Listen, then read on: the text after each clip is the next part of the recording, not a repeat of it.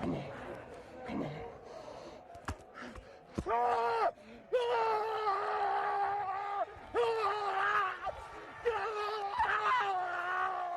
God dog it! You know what time it is! You know what time it is! What up, dudes? Hello. What up? Y'all ready for another history podcast? I am indeed ready. Mm-hmm. Yeah, I'm joined with the dogs, two OG listeners, dude. I got the dumbest brother, obviously. What up, Wingman? Hello. The Wingman, Eli. What's up, brother? I don't actually ever go by Wingman. That's not right. I don't go by Wingman. Yeah, he does. And we got I'm actually the coolest brother. Double DoubleCup Cup. Linden dude in the house. Look too. me up on Xbox Live. Yeah, add him on Xbox Live. Just kidding. I don't check Xbox Live no more. You don't? Nope, not anymore, I man. still use my Game Pass on my This computer. man uses Game Pass. Hey, understandable. I love Game Pass, dude. All those free video games. Yeah. Have you ever heard of a game called Fallout? Never it's heard a bit of of it. a cult classic. What's it about? Yeah, what's it about? Some guy, he's in like a jumpsuit. He has to, like, Was he run doing and it? shit. One of them, he has to like figure out how to plant stuff again. And then another one, he's like a chosen guy. And then one of them, his son's stolen. And then on another one, I forgot what the other one he was. And then one time he's His a dad courier. made it. I'm just assuming here, but his dad may have left in one. That's right. One of them, his dad did leave. So one of them, dad left. One of them, son taken. One, he's like a mailman. One, he's a farmer. And then another one, he's like a chosen dude. Yeah, I think that's correct. Never Yeah. heard of the game, but I'm A assuming bit he's of a correct. cult classic. You guys should check it out. You all should check that out. Y'all should check I'll out make sure to Fallout. check it Y'all ever heard of Skyrim, though? I have heard of Siren. Dude, let's just do a video game podcast. What do you guys think about Super Mario? What do you think about Super Mario? We have to start over again. Why? You don't want to be a video game podcast? No, more? it can be a video game. And what do you Never mean? mind. What do you mean about starting over again? Like We- this whole It's just- chemistry. Everything has always. Every show is one take. It's always been one take. Don't ever come out here telling people that we're doing one. Jamie, one take. bleep me out saying that. No, Bleep me guys. out saying that. I don't want to know that people know I talk like that. Bleep out that section. Thank Dogs. What? What's up? Sorry. Speaking of video games, Yeah. have y'all seen the Mario movie yet? No. you. No, I haven't seen the Have Mario you? movie. No, not yet. I want to go see it though. I thought you were about to give us a little sneak peek of what it's like. I was excited. Jamie, fast forward. go ahead. Fast forward this next 10 minutes. English is hard. No, dogs. If you've clicked on the video, I guess you saw this is episode 2 of Softcore history, and Yeah. it was kind of a last minute thing, so I threw together a little short episode for us. Just we'll get back to the Romans, we'll get back to the dogs. We'll talk more about Augustus or what happens after Augustus. We'll be back, but I wanted to talk about something a little bit kind of easier, a little shorter. Doesn't take me 3 weeks to put together. I didn't have to read a book. I just Googled it. Just to get my extra. Yeah, same. But I was like, dude, I want I to talk did about no something research fun. on the topic So, again. obviously, I picked the Hindenburg. The Heisenberg. The Heisenberg. Oh, yeah. Dude, I love that's Breaking Bad. We're talking about Yeah. Breaking Bad. Breaking Bad. Jesse's my favorite character. No, we're talking about the blimp, the balloon. Oh, that's what they named him after in the show. Heisenberg. After the Heisenberg's blimp. named after Yeah, the big dude. balloon. Oh, Because of cooking, I get it now. fire and stuff. Yeah. So what y'all know about the blimp, the Hindenburg LZ-129? By the way, it's It its blew official up. name. It did blow up. It did blowing up over New Jersey. It did blow up over New Jersey. New Jersey? Also, Fuck New Jersey. You might Oh, not just know kidding. this. You might not know this. Not the only horrible blimp disaster Over New Jersey. in the early Yeah, 1900s. wasn't there one like not too long ago before that? The USS Akron Yeah. blew up over the sea right outside New Jersey. Everyone did. No one made it out of that. They all either burnt up or no, they didn't burn up because it was helium, so it was fine. But we'll get into all that. We'll get into all the minute of blimp accidents and Dylan has most of these accents written down in his diary there. So What? Accents. no accidents. Accidents. That's right. I was about to say, dude, I cannot do New Jersey. I cannot do German, so Dude. I'm not doing any accents today. No shame. I had a diary, but I left it at work because I This was is a doing research. diary, dude. Oh well, I'm just saying, Dude. little notepad thing. I had a Did you notepad just see thing. that? What? Lyndon just tried to expose me for having a diary. He said it I was already a said diary it first, bro. Are you serious? Y'all are trying to tell people I have a diary. Jamie, fast forward to this, This part is 10 minutes ideas. into the future. This is ideas because I'm a thinker. This is to tell people. Man, that I wouldn't say they're ideas. Whoa, They're like that notes. guy's a genius. He's got an ideas. Okay. Dude, there's only genius in here. There's literally only genius. Yeah, let me see Oh. the sketch part of that. I can't draw. No, this is all just coming straight from the mind, bro. Oh, you're talking about sketches. Yeah, Mine's just like a little sketch. doodles, bro. Little doodles. What's that last sentence that says the world will pay? What does that mean? Don't talk about that, dude. All That's right. I thought the list was hidden. No, we're talking about LZ 129, the Hindenburg. A horrible, horrible disaster. Probably everybody's seen the film or the video and have probably at least know something about it, right? Do y'all know anything about it before I said anything to y'all about About in the this podcast? Hindenburg? Yes. All I knew is that it exploded because Yeah. that hydrogen in That it. basically blew up. That's Okay. mostly. Okay. Because Lennon, you said something to me when I got here today, and you're like, I didn't know there were swastikas on that thing. Yeah, true. I that's did not know. That's actually a big part of Yeah, I this had no whole idea it story. was associated with the Nazi party. Oh, it is 100%. But no, the LZ 129 Hindenburg. Also, I'm sorry, German heads, if like swastikas weren't just related with the Nazi party. I'm sorry. I'm not sure. Yeah, sure, I'm not. sure, I don't sure, really sure, know sure. much about history. But it was a rigid airship. I don't know why they're called rigid airships. I just know that all the airships refer to giant balloons in the sky. And the Hindenburg, if y'all didn't know, was the largest of them all. Who's goofy ass design blimps Who? and zeppelins? Some guy in like the 1850s, he like made a basket with like a big balloon on it, and he had pretty much like a fan. And went like 6 miles an hour, and he like would go over lakes with it. Oh, this is freaking awesome, guys. Yeah, but really the cool guy that really like blew up airships, literally blew them up, you know, because they're balloons, and the guy like really like. You know, made the big step forward to like we can carry people in these things. We made these things huge. Was a guy named Count Ferdinand von Zeppelin. Wait a minute. He's a He's vampire. the Zeppelin. Yeah, he's a vampire. That dude sounds Why? like an Count? evil scientist. Count? It's either evil scientist or vampire. He's a Dracula. Probably. I'm just saying. I don't know many. I've never heard any counts other than Count Dracula. So I only know 2 counts now: Count Dracula, Count Ferdinand von Zeppelin. So Count. What did I say? Ferdinand von Zeppelin. He like made this giant big old balloon that had like 2 baskets on it, so you could carry someone else. That was where everybody was like, "Holy crap, dude! We could strap so many people to balloons." Because dude, this is way before airplanes. There's no airplanes. There's just guys in like hot air balloons, and then these dudes who are like, "We want bigger balloons. We want bigger balloons. No flames. They want engines. We want propellers, right?" We want like they're trying to put a ship in the sky.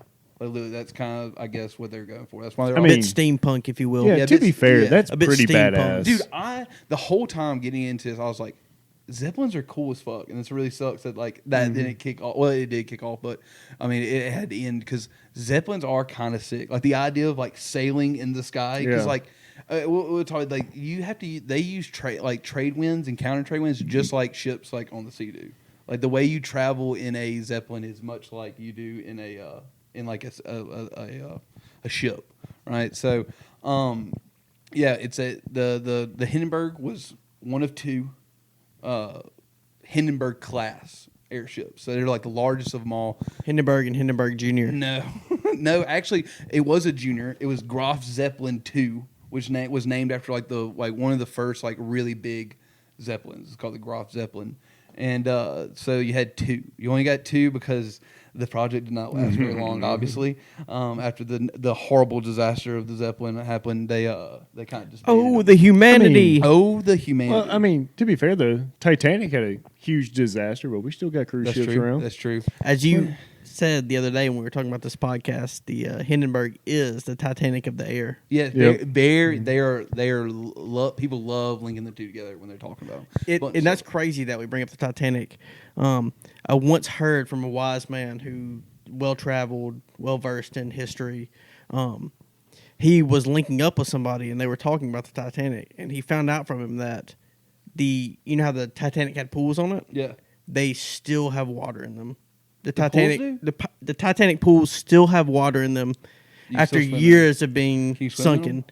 Probably they got water in them. That chlorine's probably gone. I heard that, so That chlorine's probably. it's gone pretty bad. crazy. Yeah, that you still use the pools on the Titanic. That's Yeah. wild, bro. Where'd you write that one down? I didn't write Dude, that you need down. to get up on stage with that, dude. You could do 5-minute opener with that joke, bro. Shit. You'd kill on the stand up. That's not my joke. I heard it from somebody else. There's like, do you know there's pools on the Titanic still? All right, y'all want to get back into the cooler ship? Go ahead. Go Yeah. on. 'Cause you know it's cooler than a ship sinking because it hit an iceberg. one that was in the sky and A it ship blew that up all got of a sudden, that dude, was 'cause it's incinerated and killed. So much cooler than 400 sinking. meter flames coming out of it, dude. It is nuts. No, okay, so we got two guys that are responsible for the Hindenburg class. You got Ludwig Durr and Hugo Echner. Ludwig Durr, I'm not going to say his name again because I don't know what he does after this. He just helps design it. But you got the president of the company. Not going to say their name because it's dude like the longest German name I've ever seen. I don't even have it written down. I don't care. Oh. So I was like, so Hugo Echner though, that's the boy. That's the dude. He is like bent on trying to get a humongous airship in the sky. With just obsession or just It kind of became one. You can't Yeah. do it, or It kind of became one because I'll tell you this. I'll tell you how big of an obsession it was. When his company began to go bankrupt and he needed funds, he decided that he would go ahead and tie the knot with the Nazi party. That's how much he wanted to get this thing off the ground. They got plenty of money. Might They as got well. plenty of money in Money. 1930s. power, people, Cool numbers. nice. I'm not gonna say cool or nice. I'm gonna say fashionable uniforms. Whoa, no, whoa, no. They're Hugo Boss. They're Hugo Boss. Is that right? Okay. Our step-in producer Jamie's out. We got Nilpson on the. We've got somebody with the Black Plague on set. Yeah, I'm pretty good. Hugo Boss made the uniforms. Yeah, it was confirmed by Nilpson. Nelson is very like he's big on World War II. He's big on World War he's big II on Nazi history. He's big on war, All right. especially World War II. So I was No, when he's I was not. writing this, I was like, I hope we don't say Nazis too many times, where YouTube takes down my stuff. So if no one watches this, we know why, because we said Nazi too many times. That sucks. But we're talking about the Hindenburg, talking which about was history. clearly Yeah. associated with the party, as it had Right. giant swastikas. And like I on that. said, it's just kind of showing that Egner wanted this thing off the ground, bro. He's willing to go to any length, even signing his soul over to a guy who's practically the devil. So this Who? guy's he's committed. Not saying his name. I won't even Okay. speak his name. Voldemort. He's a wizard. Yeah. No. So that's why they should have let that man paint. By the way, that is why there's two swastikas on the fins of the Hindenburg. That was the deal.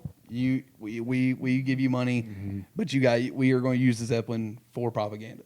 All right. So our boy Egner, he gets some money. He's back in business. He's building the Zeppelin again. Now the ships were they were originally going to be used with helium, right? Which is a very safe lifting. They ended gas. up choosing not to use helium because everybody sounded goofy when they were talking on board. Yeah, that was the first reason. That's first like, dude, we're all gonna sound so stupid in the air because we're all gonna be like, meh, meh, meh. But no, it was really they had to go to hydrogen. Obviously, that's why. If you don't know, that's going to be the demise of the Hindenburg. They had to go to hydrogen. Bombs were eventually made with this. Yeah, true. So hydrogen was much cheaper at the time, and like helium's kind of hard to get. Helium's kind of hard to like produce, and it's not cheap. The Americans were going full send into the airships too, right? And so we need a lot of helium. So we're going, and America was like the biggest producer in helium at the time. In like 1927. Wait, you produce helium? I thought you. No, it's I like a thought you sucked byproduct. it. It's like a byproduct. It was originally like a byproduct. I thought it was. of things It's like not manufacturing. hydrogen's natural, right, Jamie? No, helium is natural. So Or helium. Agree here. Hydrogen is natural, and the way you get it is you pretty much just suck it in with a big vacuum cleaner. Okay. Yeah, that's what I thought. Helium, Yeah. helium's Suck it out of the air. so it doesn't want to get sucked. Right, but most No. of what I was reading was like a lot of the procedure of getting helium like originally was a byproduct of other productions, and then they realized that they could produce it themselves. And the United States, or they could have extract it, I guess, from other whatevers. Who gives a fuck? You know what I'm saying, dude? I was interested. America in what you're saying. though said we need all the helium for these airships, right? They passed the Helium Control Act in 1927, banning all sales on helium to anybody else How? other than the U.S. How? Huh? This is the early 1900s, dude. People were like, they didn't care. They just be like, I have a monopoly on this now, especially the U.S. government. So Egner, though, was for sure that this would get lifted by the time the Hindenburg was done. It was, in fact, not. It did not get lifted ever. And so they got done already pretty much with the building. They're like, oh, the U.S. is really not actually going to sell us any helium, are they? So we'll use hydrogen. We'll use hydrogen. And the Germans were really confident in using this extremely static, like extremely flammable material because they're like, dude, we haven't crashed a blimp in forever.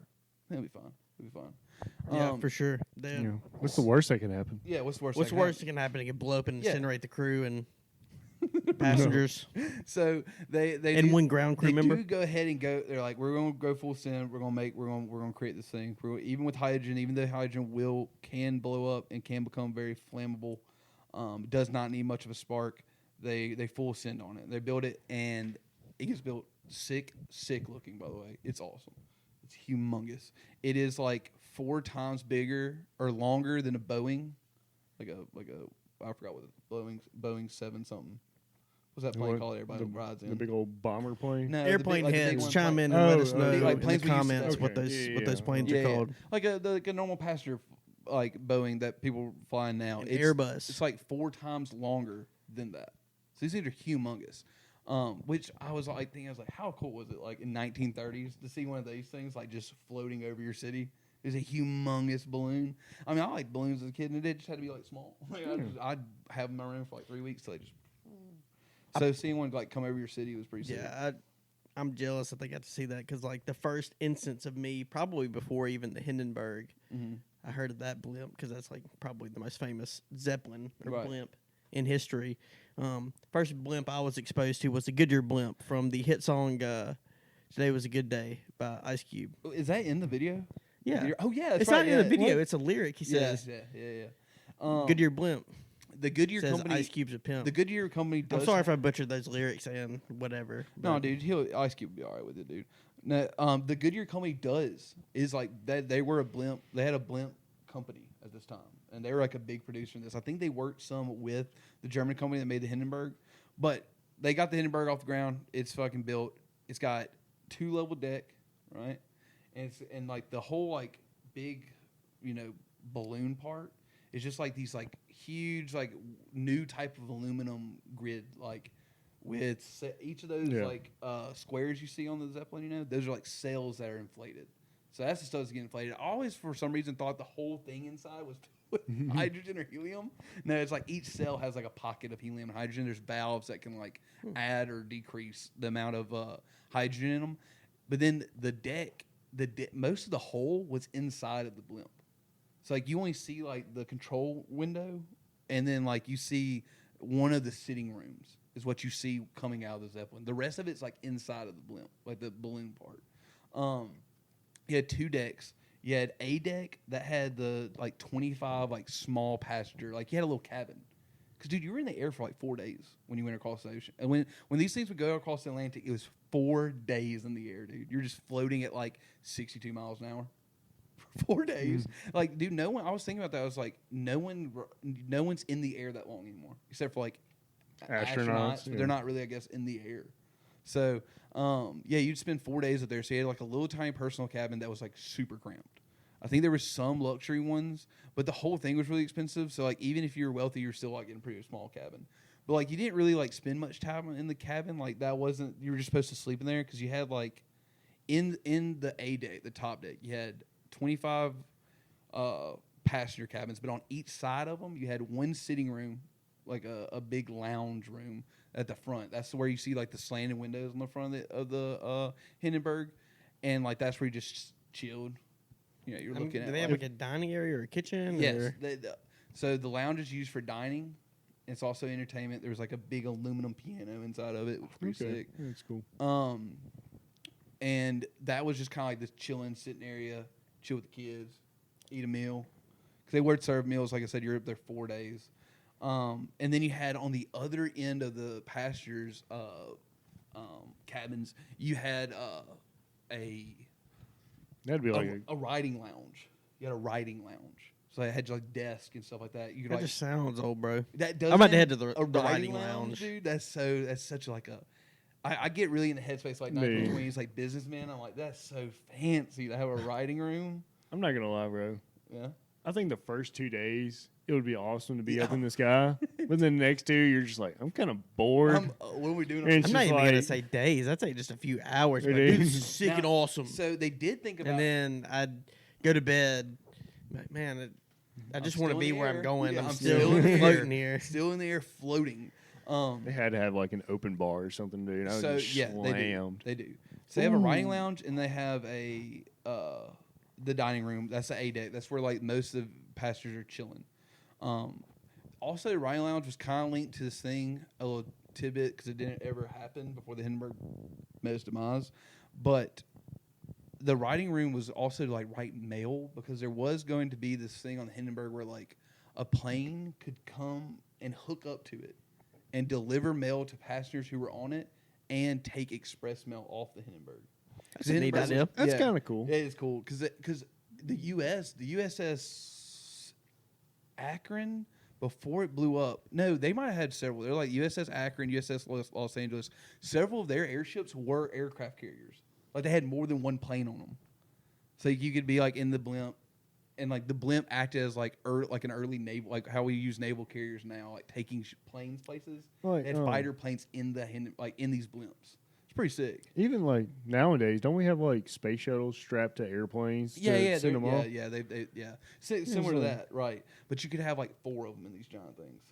Yeah, because the lifting power was pretty good, and the planes obviously back then were like a tractor with wings on it, so it wasn't much. But the Hindenburg guy so before the Hindenburg went public though, they did have a dude who was working on trying to get a hookup working with it, and like not gonna lie, he definitely wussed out on it. Like when I read the report, he was like he came up, he was lined up, and then he caught like a flack of wind, and it dipped really quick on him, and they said he immediately just landed the plane. He didn't go for it again. So like he came up to it, almost hooked up to it, got scared, and just went off. So they just didn't. They just like, well, we just won't do this. And it's cool. And it's really just because they had like a kind of a wussy down there trying to. Big sissy. Yeah, dude. Because this is like we're in the end of the wacky invention days. Like planes, not too long before the Hindenburg came along, like the Wright brothers strapped wings to a tractor motor. You know what I mean? Badass. Like, yeah, there was like daredevils back then, you know, and the Germans obviously did not have anybody with some guts. You know, they figured that out when the war came along. They figured that out when the war came along, didn't they? Yep. No, so A deck, writing room, have a writing lounge, dining lounge, passengers cabins, right? Then you go down to the B deck. B deck's kind of cool. That's where the washrooms are. And dude, as soon as I heard washrooms, I was like, are they just dumping shit out of the Yeah, bottom they had to of the just balloon? dump Yeah. it off that shit. Yeah. Straight into the it had Atlantic. sinks and stuff. It had sinks, but they did have a ton of water on board. They had a ton of water ballasts because I think the motors. I'm not sure. I think they're diesel with something about water. I don't know. I did not know enough about engineering to understand some of the stuff that was written about the Hindenburg. Not gonna lie. So they had to have some kind of water to like cool the system. they or had like something, giant but- 2,400 pound like water ballast like all over the ship. They're like all over the ship. So you had the washroom on the B deck, but then you had the mess hall, which was for the crew. So as you know, sky powered crew. like a real ship. And then you had at the end of all that though, the coolest room, the smoking lounge. Oh, Because dude, this is 1933 when this. We're thing gonna was smoke flying, on this right? giant This is back in the- hydrogen filled So, bomb. but they thought about that. They said hydrogen is super flammable. We got to make sure we keep this cigarette smoke away from this extremely flammable, gas. So what they did was they had a pressurized, what do you call the like port door, like like a turn, like a hatch. like a Yeah, hatch. I don't Because they had like a pressurized hatch to the smoking lounge, so that you could like open the hatch up, get in, close it, have the where these are completely separate rooms. So Then it's you just smoke filled with cigarettes. smoke. yeah, it's Just smoke, hot just boxing. cigarettes, dude, just God, cigarettes. bro. Box and And cigarettes. there's a bartender in there or some type of lounge monitor or whatever, and he's in there. And dude, this guy is spazzing the entire trip. His only job is to sit at the door and just be like, or at the bar or whatever, and just as people are going by, just be like, "You ain't got a cigarette on here, nothing lit, do you?" Or like, "Is your pipe still lit, brother?" Or is your cigar, dude, is that cigar still lit? Like, his only job was like, make sure you put that out before you walk out that door, dude. Because So lame. So lame. the valves inside it would like leak regularly, right? Just like a little bit of hydrogen leaking on that thing and a cigarette like butt being lit, dude, everyone is dead, right? So they're super serious about it. But instead of being lame and saying no smoking, they're like, try it. Dude, the fact that this is how prevalent smoking cigarettes was at the time, where they're like, we have this giant aircraft that's filled with Dude. hydrogen, but we gotta figure out a way to be able to This is, smoke cigarettes on this thing, dude. This is back in the day where you go to the doctor and the doctor's like, just smoke a cigarette. Yeah, You'll you be can't fine. poop. Smoke Yeah. cigarettes. Yeah, you'll be fine. Yeah. So they had to have a smoking room. They had one. Now they did try to work out something where they have like an open deck. They're immediately like, dude, we're gonna be 1,000 feet in the air. Sometimes we probably shouldn't have an open deck because that's just asking somebody to fall off this thing. So they didn't go with the open deck. Instead, they had the big slanted windows that are kind of famous on the thing. Now, let's see here. They also had from the hole where all the people are staying, the crew and passengers. They had a like catwalk system, kind of. Where they could go out of the Hindenburg and like make mid-air repairs on the engines. Oh, that's sick. And propellers and stuff. Yeah, there's a story here where they did have to use those. But I was still just thinking of a guy like, dude, this is 1933. Like, barely anybody has planes. Like, the being in the sky is still like a weird like phenomenon at this point. Like, planes are getting better, obviously. Like, they have like, you know, boat planes and shit like that. Yeah. Like, but still, like, being in 1920s through 1930s, being 1,500 meters in the air and just like on a catwalk. Them boys were shitting themselves up Yeah, there. dude, and nobody had a strap on. In 1933. Like nobody was hooked up to anything. Like it was just a guy walking out in jeans. Like that was what Jeans and overalls on, Yeah. So button down. now after it was built, they did have to do some trial flights. They did 6 trial flights over like 3 weeks or so. Yeah, 3 weeks. Wasn't it like they did like 10 flights before they came to the United States? Yes, and stuff? they did. They did a lot. The trial flights, some of them were like really long, like to Brazil. Yeah. And and some were just like in the area of Germany. Like they did a lot of different types of trial flights. The Hindenburg though did not take flight. It took flight with no naming ceremony. Which, like I said, the airships are really, really like they're looked at and named like ocean ships. You're like a ship. Like U.S. Like calls the them Titanic. USS, right? So, and in like maritime folklore, I guess, no naming ceremony. Bad luck. Yeah. Bad luck. luck. And for a matter of fact, they got the name for the Hindenburg while it was like on one of its trial runs. It was like passing over like Munich or something like that. And a guy on the radio in the town was like, just called up to him. It was like, what do you call that ship? They were like, the guy who was not Eckert, the other guy. What was his name? Not Eckner, but Durr. Durr was on the ship. He got on the radio and immediately was like, it's Hindenburg, which was the president, maybe? Like the last president before New Germany. We'll just call him New Germany now. The last president before New Germany, I think, was Hindenburg. So he Neo Germany. Yeah. So he like kind of like names it like telling them like, you know, that this is the name of it. So mid-air naming, no naming ceremony. No wine bottles cracking No or wine champagne bottles wine, whatever, nothing. just cracking on the side. Nothing. So he goes to these trial runs, does fine. They're ready to go. They're like, we're going public with this thing. But before they can do a public passenger flight, that old New Germany that I was just talking about says, you got to do a job first before you take anything, before you go on your adventures or whatever. You got to go on a round trip around Germany, dropping some leaflets around. And it was called the Die. You want to try this word? Try that word. Die Deutschland What's that end with?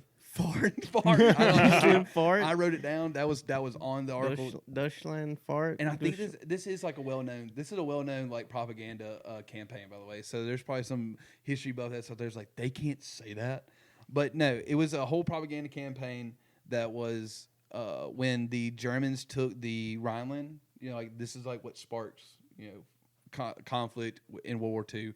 They take the Rhineland and to convince the German people that, hey, this is cool. You should all be cool with this. And we're also a one-party system now. Because that was just like an all-of-a-sudden thing. Like, the German people did not know what was going on. They're all of a sudden like, yeah, it's Nazi party now. That's it. To get that information out to everybody, they used the Hindenburg, and it's the second Hindenburg-class ship, the Graf. Hindenburg Jr. No, Graf Zeppelin 2.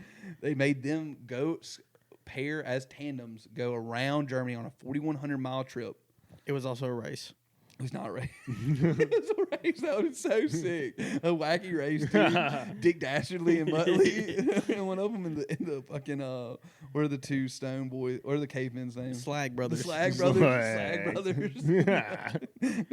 No, so they had to go around. They had to drop these leaflets around that like were like cutouts of like Hitler's speeches and stuff. Like, did I say his name? We can only say it 2 more times. And he's YouTube, like, please do not demonetize this if we video. say It's it 2 more times, educational. he'll appear. This video is educational and for kids. Yeah. Kids should watch this and listen to this podcast Right. for real history. Now, Eckner was not cool about this. He was not cool about this. He really already didn't really like that he had to fly swastikas on his thing because he was not trying to be political at all with this. He just wanted to be like a cool venture and like Venturing days are over, brother. Right, right. The venture days are over.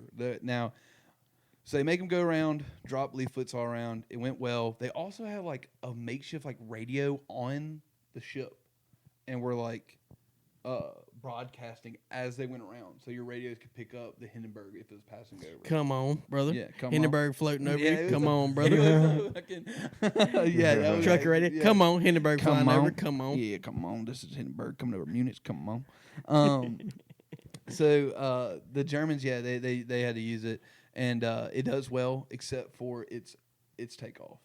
They had a young commander at the wheel, right? Yeah, okay. And he is very pro New Germany, right?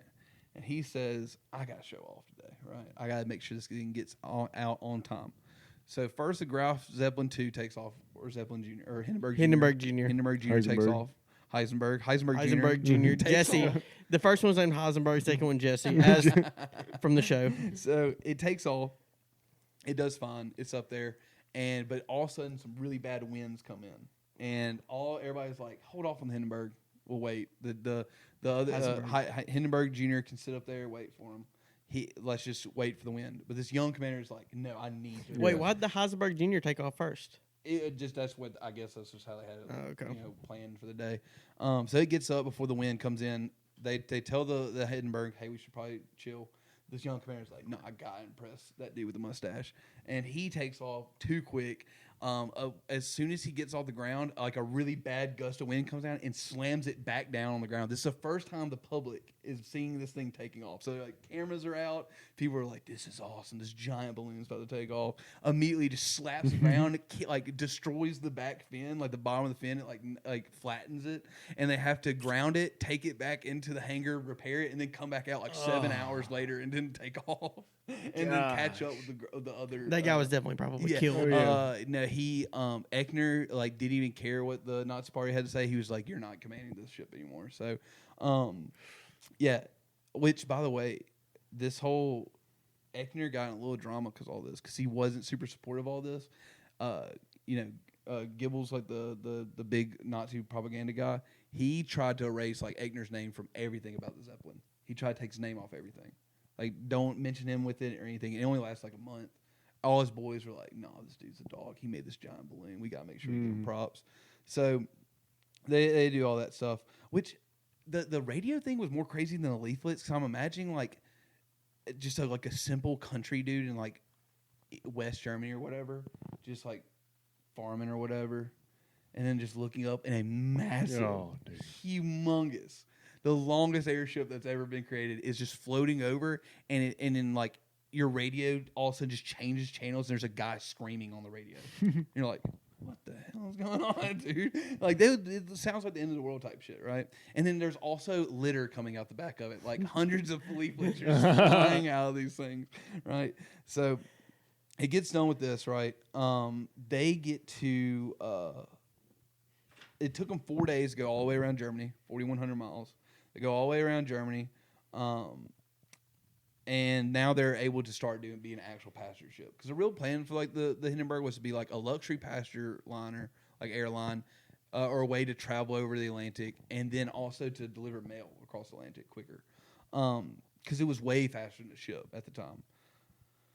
They the first, let's see here. I'm trying to get where I am. Right. All right. The first trip they go on with the public is going to be to Brazil. It's 12,756 miles, way longer than anything else they've done. No, they went to Rio. This one's a little bit further though. Yeah. It took 203 hours and 32 minutes round trip on being on this thing, right? Yeah, dude. Imagine signing up for this as like, I'm going to be one of the first people to ride on the fucking. This is so Zeppelin, boring. So and then you're, bored, you're dude. floating in the air for 203 hours. Just and 32 chain minutes. They got smoking Wi-Fi on and this drinking thing. the Right. entire time. Now, the reason that this happened though was the engines had been fine during all the test trials, right? But when they were doing the propaganda tour across Germany, they had to go at a really like slower speed to make sure like to drop leaflets and to like do radio broadcasts for longer. And the low RPMs on the or like the lower like engine You install it or something? no, it just like wore them down really bad. Like being at like a low gear, like wore them down. So the motors were actually like super worn down going on its first public trip. They lose 2 engines mid-flight out of like I think it's 4 or 5. So they lose one of them. They were able to repair both of them mid-flight, but one starts fucking up really bad, and like busts the shaft or whatever, and then it's completely out. So they have like 3 good engines, one that's like half working when it has a bad valve on it, so it's not producing much power. So instead of going like 60 miles an hour, they're going like 40. Ugh. They're like crawling through the air at 40 miles an hour. This trip would have taken like so much longer than 203 hours, except they knew a trade wind was above them, like coming back from Brazil, but it was at 1,500 meters, which the Hindenburg's like hull was only pressurized for 1,000 meters. So they were like, we'll go up, but we're probably not even going to get any wind. Like we're going to have to just slowly float this thing back home. Luckily, for some reason, the trade wind was like coming in about 500 meters lower than it usually did, and put them back at like their normal speed. Nice. So like for like a long time they were just slowly floating across the Atlantic, and then finally they like got super lucky and were able to get back to Germany at an okay time. Let's see here. Even though it took forever, people were pumped on this. They're pumped. They're like, this shit is Let's go. Yeah. Let's go. To the point where a ticket, and Nelson, you might have to help me out with this, because the ticket at the time in the 1930s, it's like $600 for a flight. Jamie, look up. USD? No, I think it's 600. 600. That's 600 USD. I want to say. Look up Zeppelin prices I for want to say Hindenburg. that I saw something like that was like $7,000 now or something like that. I might be way off on that. That sounds pretty wrong. But it was enough where I was like, damn, Yeah. dude, to just one flight, just like not even having like any business to do. That's like $14,000. 14,000. God, $14,000. Yeah, I should tell. I'll tell you like the type of people. I'll tell you how much how like luxurious this was. I have here like some of the passengers, like because they have So some of the passengers on these ships were like Max Schmeling, which was like the guy who beat Joe Louis. He was a German boxer who beat Joe Louis. That was like a huge deal. It was a huge deal. He rode on it. The VP Nelson Rockefeller rode on it, and like a ton of other politicians and like business leaders, like the future like executives of like Pan Am and all these giant like. There's a bunch of moguls like who set up airlines that are around now, who were like riding on the Hindenburg. So yeah, it was super duper expensive to do, and then to like ride for 203 hours. Well, nope.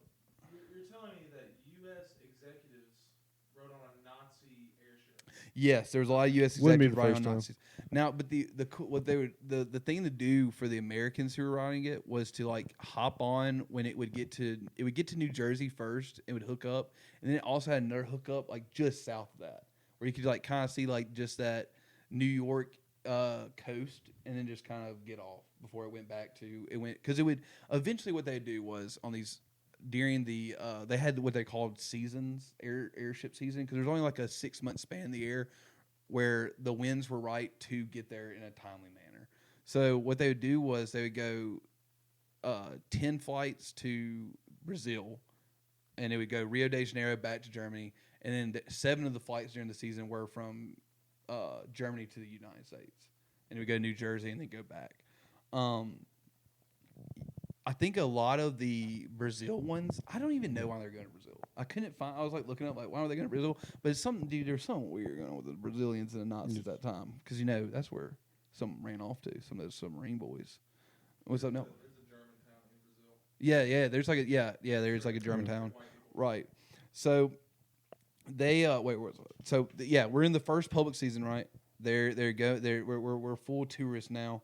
We're taking 12,756-mile trips from Germany to America. Now, when they got back from that first one that went kind of poorly because the engines, they overhauled the engines like a ton, to the point where the average trip from U.S. to Germany was in between 53 and 78 hours. So they eventually get trimmed down to it's not that too bad unless you got bad winds and it could be like a 3-day trip. Which just sucked. And that's why it had to be like a luxury or mail thing. It couldn't be like an express travel because it did vary a little bit. You couldn't be exact on when you were going to arrive sometimes because the wind could fuck you over. Let's see. We're talking about first season, right? It went well, no problems in the first season. They the one time with the motors is the only fuck up, and they fix it. And dude, they're smooth sailing after that. All the flights, no problems. And going into the final, or the next year, the next season, everybody's pumped. It's like, dude, it's blowing up to the point. Why'd you say final year? Eckner and the boys were like, we're building a ton of these.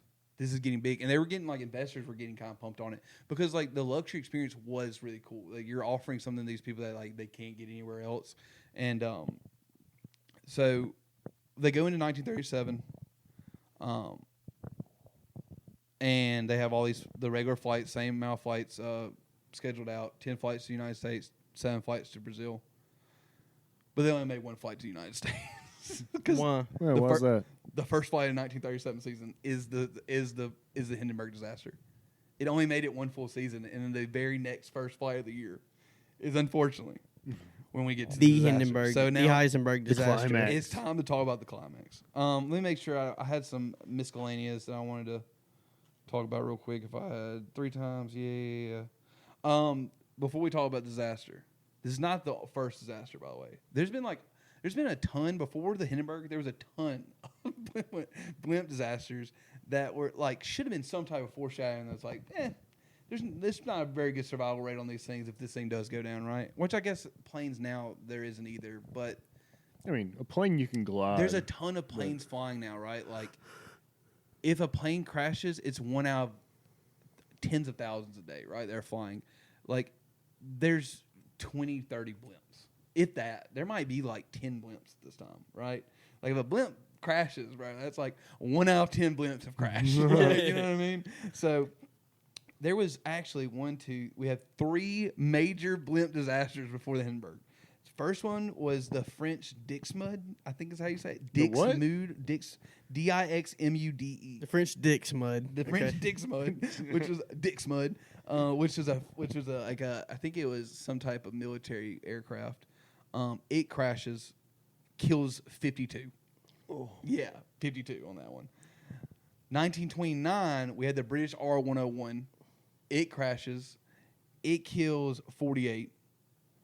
And then finally in 1933, 3 years prior, no, 4 years, like 3.5 years prior to the Hindenburg disaster, you have the USS Akron aircraft carrier, which, like I said, was one of the ones that planes like could fly in and out of.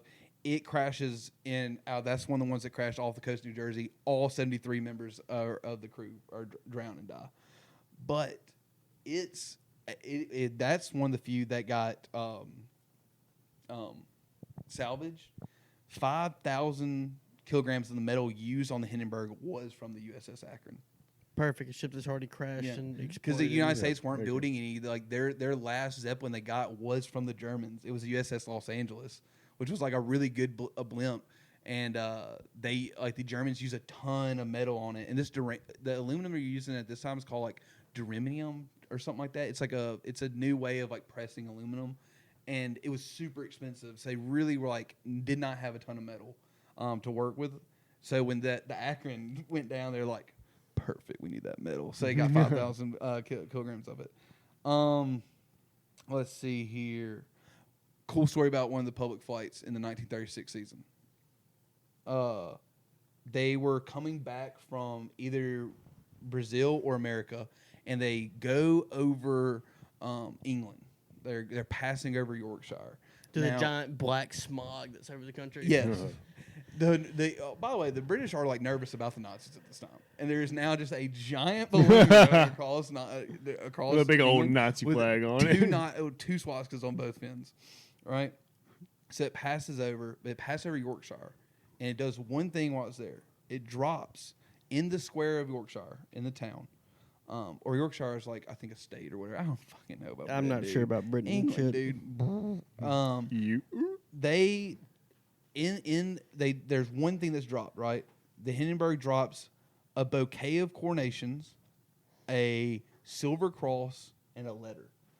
And two newspaper boys, pick the letter up, and it reads, "To the finder of this letter, please deposit these flowers and cross on the grave of my dear brother, Lieutenant Franz Schultz, 1st Grenade Regiment, Zoo Fuss, POW in Skipton Cemetery near Leeds. Signed, John P. Schultz, the first flying priest." The first. That's pretty flying nice. Yeah, priest. it was a guy. I like that. There was a guy that was on the Hindenburg that regularly flew on it, who started like this really like weird like ministry that was like centered around like early flying. So they had like biplanes and shit like that. You can go like to Africa and stuff and be like, "Yo, what up?" And they're like, "Holy crap, he flew in here, dude." He was telling us the good news. But yeah, his brother was buried in England, and he like England and Germany obviously are at this time have some poor relations. So he's like, I could put some flowers on my brother's grave real quick, just chunks it out of the fucking Zeppelin, dude, and two kids pick it up. I just thought that was a cool story. That is a cool story. It's a really nice one. But now, unfortunately, it's time to talk about the demise. The big explosion. So the boys make it across the Atlantic. They're doing fine in their big balloon, and they gum to New Jersey. They get to New Jersey, and they're getting close to the what are they called? The mooring towers. Like they're these giant towers that you pretty much just like tied it up to. They're getting close to it where they're going to land, but there's like storms coming through and stuff like that. And the commander of the Zeppelin at the time decides, he's like, all right, we're going to take a extra like oval around this thing, like just fly around and see the storm pass through. This is happening in the evening. At 6:25, the grounds crew guy tells them your like barometric pressures are sick. Like you should just come on down, you're good to go. But the commander like sees like something and he's like, nah, I'm gonna wait a little bit longer. At 7 o'clock, he calls down and he's like, is it cool still? And the guy's like, yeah, but you got something moving in. You need to come quick. And like he piddles. He like piddles for like 20 more minutes and then starts descending. So he starts descending down. And when he's descending down, he's coming at it through, like in a big oval still.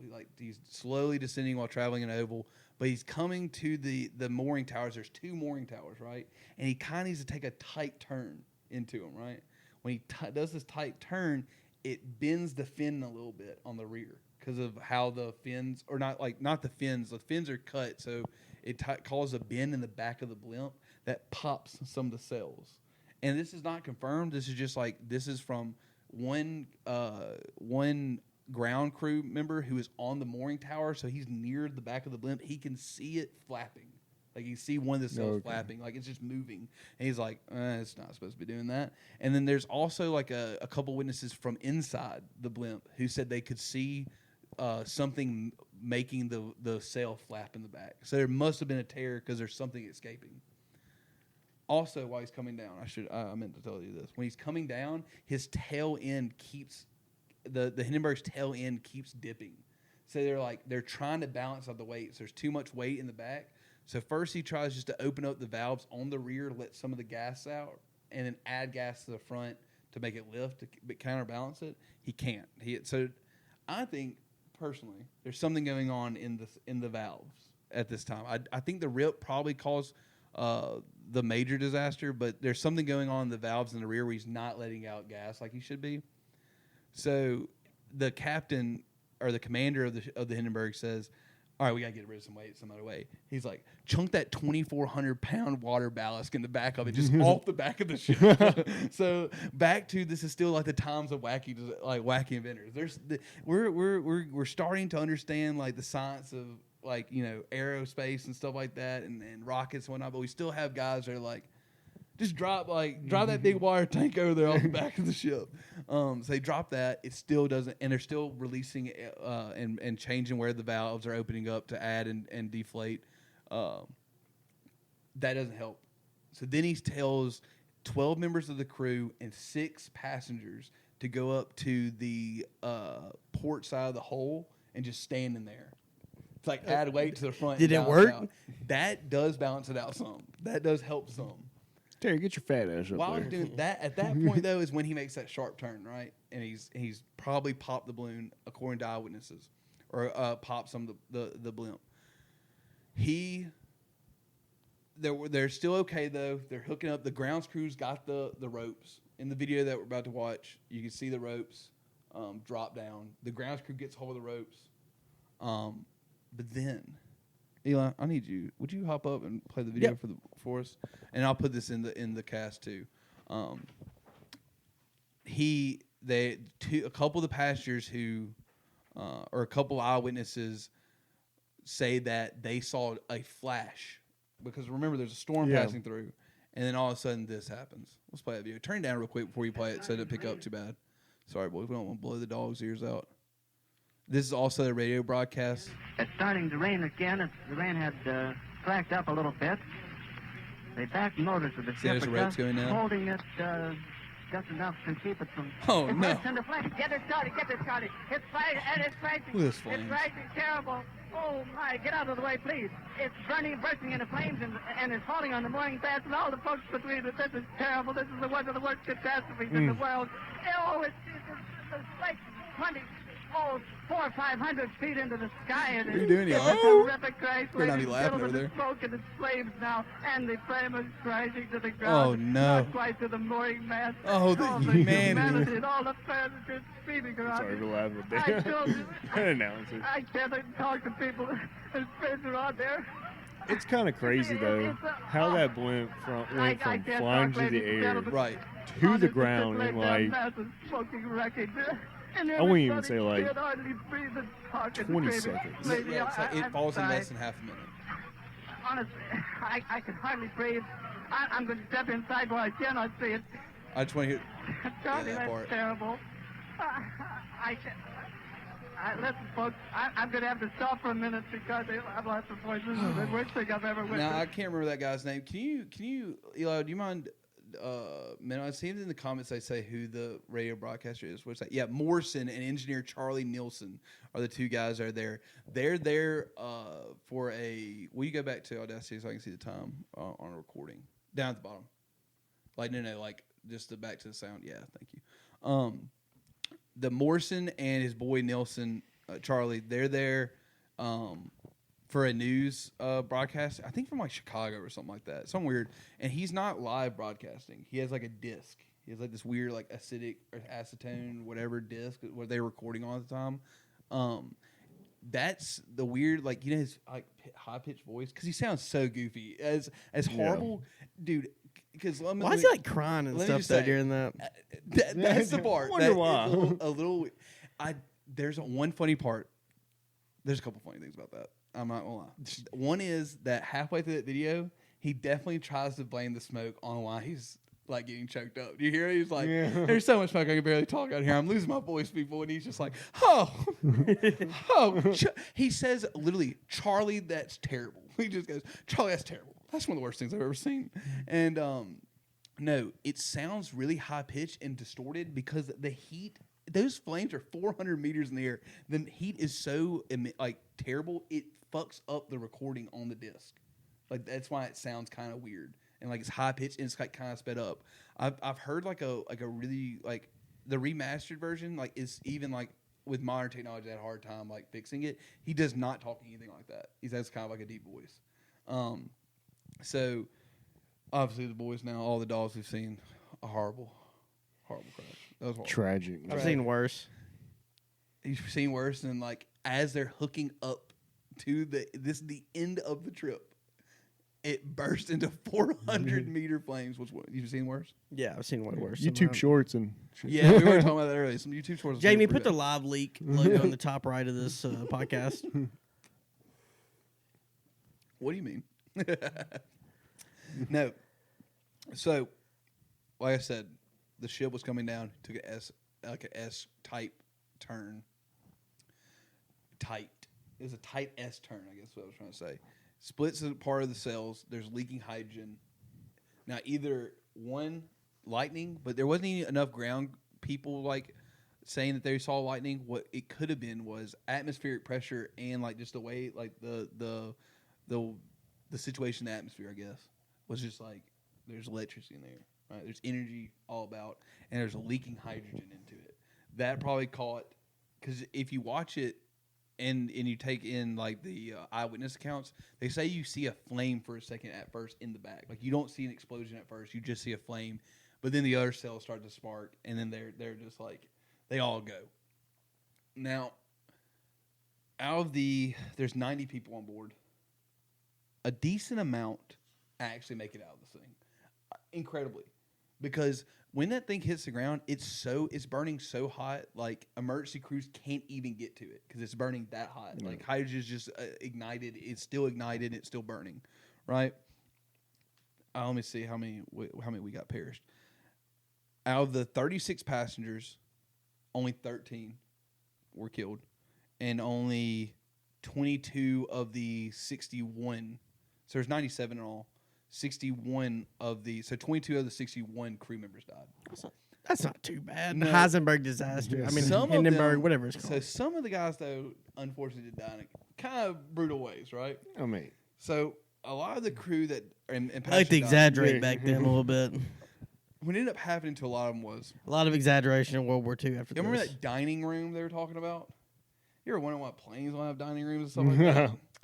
Well, in case of an emergency and you were to, take a drastic dip down or your nose picks up, you would hate for, wooden tables and chairs to like pin passengers down on the back wall. So what happened was a ton of them, like as it spawned, because it falls, like it takes 30 seconds for it to fall down. I'll tell you why it like makes a difference and when we talk about a couple of the survivors. But a lot of the people like ended up getting like just thrown back into the back of the dining lounge and just pinned by the furniture and then just burnt up, obviously. Then that's obviously a horrible way to go. But the worst, you remember those 12 crew members and those 6 passengers he told to go into the front of the hole? The explosion immediately incinerates all of them inside that room. Like that's one of the first places inside the hole that gets hit by the flames. All those people are immediately just cooked. So yeah, 6 passengers had to do a chore on their super expensive flight, immediately annihilated. So RIP to the boys, heroes, try to save the ship, try to balance it out. Obviously they went down with it though. We did have a bunch of survivors, and I only picked a couple of them. What's up? what I read was most of the people that died during it didn't actually die from the crash. They died from jumping out of the blimp Right. at high altitude, Right. and the burns that they sustained afterwards. And some people just like they'd make it to the ground and stuff would fall on them. Yeah. That like inside the blimp is a giant like metal like there's like they're giant O-rings going all the way around them. So the first guy I want to talk about the captain. He lives. Heinrich Bauer is his name. Some people put a little blame on him about that tight turn, but like investigations by like the company and the Nazi Party and stuff like that did not find any fault of his. Like his tight S turn was like nothing that hadn't been done before. Like that type of turn had been done. He does though at first. While it's coming down, he is on the water ballast though, trying to dump water to at least like make this like horrible emergency descent down a little bit slower. So like just dumps water to give like whatever cells are still going, because the front cells are still inflated while it's coming down, to make it a little bit slower so more people can survive. So he does that as long as possible, but as soon as he sees this thing's about to go down, he's on the wheel, right? He gets back on the wheel. He sees it's about to go down. Right before this thing goes down, he just opens up one of the port windows in the captain's room and just jumps out the window and lives. No injuries. Ain't no way. Yeah. How base is that, dude? Riding this thing that's shooting out 400-meter flames, he just takes it all the way to the ground and just jumps out. He said, last "Fuck second." it." They said as soon as he felt the wheel bounce, which meant he felt like that was it touching the ground, he just jumped out the window and lives. So that's one of the guys that makes it out. Another one that makes it out is a U.S. meat packaging executive named Nelson Morris. He is on this flight with his dog, his business partner, Bertus J. Dolan. Is his business partner? That's his business Or his dog? It's just his dog, like his homie. Oh. They're execs in the meat packaging business. and they're enjoying their flight. They're on the lounge, and they're in the lounge area. And as they see this thing going down, they both look at each other and go, "Well, we better jump, I guess." But by the time they're jumping with this thing tilting down. They end up like pretty much jumping into the flaming like entanglement of metal. Somehow, dude, Nelson Morris comes out of this fine. He lives. He jumps out of out of the Hindenburg, goes through this flaming metal wreckage that's underneath him, and lives. Dolan does not make it. He immediately says, Morris said he got entangled in the flaming disaster. Is what he said. He got stuck in like It's like that scene from the other guys at the beginning where they jump off Yes. them. Terrible. He jumps out. One makes it just Aim for the fine. bushes. Yep. Nelson, aim for the bushes. Yeah, so Dolan was Samuel L. Jackson. He immediately just gets caught up in the debris. He's gone, right?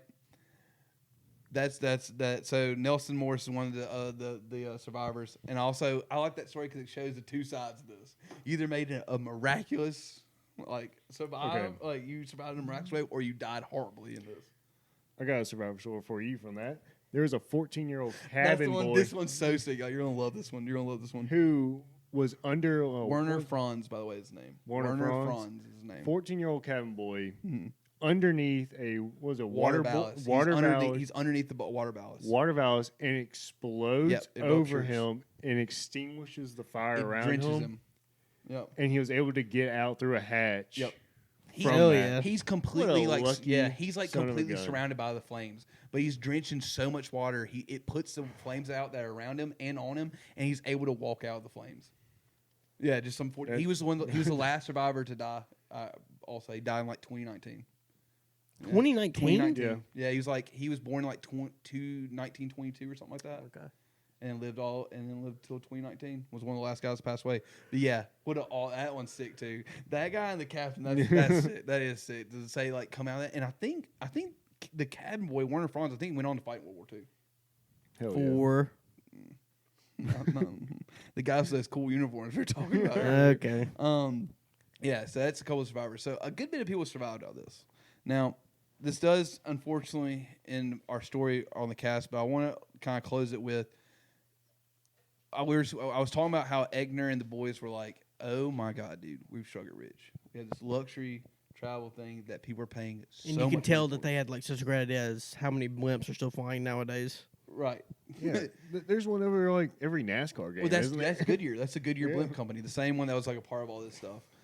They're the only ones that make blimps anymore, and they're also I don't think they've made a new blimp since like the '60s. I want to say that I could be wrong, but I think the blimp that's flying, a lot of the Goodyear blimps are flying are old, with just like new tech added to them. But I mean, that's not that crazy though. I mean, it's not much I guess you could do to it. On my Snapchat, there was a blimp flying You saw a over. blimp? Yeah, over like Olive Branch. Yeah, and those are way Doing what? Yeah, what I was was it just doing? flying. Flying I shit. just saw it. I looked Flying- down. I was like, "Holy flying crap! shit. It's a blimp." Olive Branch. Would you look up Connecticut, Lynn, by real the way. quick? How much bigger the Zeppelin is, or the Hindenburg was to like what, I guess like a Goodyear blimp? The Hindenburg was the size of 4 Hindenburg Juniors. No, Hindenburg Junior was the exact same size. They're Hindenburg class. That's why they were called the Hindenburg class because they were the largest. They're like 40 something. They're big. Okay, Huge. Poindexter. So, like I said, Egner and the dogs, they think this thing's blowing up. They're going to keep making these things, unfortunately for them. Well, I guess the equivalent of this today would have been like if the first Boeings in the first year of Boeing being a passenger airline, like those were what the airlines were using to fly passengers. If like one of the first like 100 came down to an air, like as it was landing, it just rolled over itself and blew up on the strip in front of like everybody. That's Oh, what- the humanity. because right now, I don't think anybody would say that these days. I think somebody like, "Damn," I think that's all you get. You probably get screaming in a YouTube video. But the big difference is with this is that there was like obviously, like I said, there was a bunch of crashes before the Hindenburg. What made the Hindenburg different was there was the TV crew and Morrison there. Morrison and his boy Charles, they fucked it up for everybody. They had to catch it on flight because catch on camera. Like I said, this is like out of those 4 major blimp disasters. balloon disasters. This one has like the least deaths. This is the least deaths out of all of them, but it's the one that A, was caught on camera, and B, burst into like 400-meter flames. Which, by the way, that's not a problem for the U.S. blimps. That's not a thing that could happen to them because they're still, like I said, because of the Helium Control Act of 1927, they're flying helium. Like, there's only 2 hydrogen blimps flying around. It's the Graf Hindenburg Jr. I can't H2. even remember what his name is. You messed me up. But H2, The- yeah, H2. aka Jesse. What did you figure out? Yeah. Okay. The Heisenberg blimp was 804 feet long and 135 feet in diameter. Damn. And Google says that's over 4 times as long and over twice as wide as the Goodyear blimp. Holy crap! So like That thing's yeah, and those blimps are like the Goodyear blimps are big. They like look big if you see them from the ground. So kind of sucks that blimps would have definitely kept probably being a luxury like way of traveling in air to this day if that did not happen. If it did not get caught on camera and a guy did not start crying while watching it. Oh, the humanity, the There's smoke is in my eyes. There's moments where he's just going, Oh, heavens. Oh, good heavens. that one where he's just like, get down. Get away. Ma'am. He says ma'am at one time. Hey, ma'am. So, yeah, thanks Charlie and Morris, the dudes from Chicago, had to film it. We don't have Hindenburgs now. That sucks. I guess that kind of wraps us up. Y'all got anything y'all want to add to the... No. Oh, there it is. What you got? Oh, do you got a picture of the blimp? Yeah, that's the picture from the one I saw in Olive Branch. Yeah, imagine. Wait, that's Hindenburg too. No, There's it's no way not. that thing is still flying. No, it's not. No way. 'Cause- I forgot. Okay, I will tell you what The happened. Heisenberg ghost. I will flying tell you what over happened. Branch. The ghost of Heisenberg. I will tell you what happened to the Hindenburg and its cousin, its little brother. I think they were immediately scrapped in like 3 weeks or something like that. The Hindenburgs, all of its wreckage was taken back to Germany, and then Hindenburg Jr. came out of its Doc. dock or whatever. They had these like giant hangars for them. It came out of its hangar to take a flight. It was told to go back into the hangar, and then the next day they dismantled it. It was literally about to go. We got to for cover this up, yeah, y'all. They were literally about to take it for a different flight. No. They needed to start making planes for the Oh, war. That was about to war. happen. And like I said, this metal that the Hindenburg and stuff were made of was like a really good metal, and it was expensive. So they immediately just scrapped it back down and made it into planes. So there was planes flying around Germany in World War II or flying around Europe that were 100% a part of the Hindenburg disaster, which is also a part of the USS Akron and the R-101 of the British ship. So the British disaster blimp, the U.S. blimp, and the Hindenburg that all were destroyed or all had horrible disasters. The metal was eventually used again in the Nazis' Air Force planes, which were probably all also destroyed and shot down. Good riddance. There has to be a curse of some sort. Has to be a curse of some Yeah, sort. they didn't pop no champagne bottle on it. They didn't pop no champagne. Should have had naming ceremony. What would you call it? Because the Hindenburg's not a good name. The Heisenberg.